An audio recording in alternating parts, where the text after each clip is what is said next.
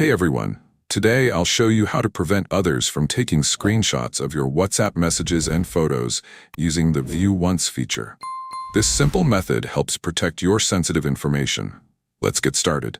Step 1. Open WhatsApp on your phone and navigate to the chat where you want to send content that can't be screenshot. Step 2. Tap on the attachment icon in the chat to add media. Step 3. Select the photo or video you want to send from your gallery. Step 4.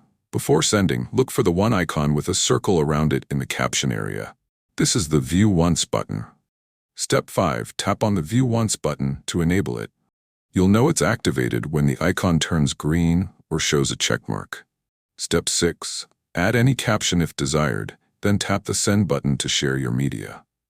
Step 7. When the recipient tries to take a screenshot of the View Once media, they'll get a notification that screenshots are blocked. On most devices, they'll see a black screen if they attempt to screenshot. And that's it.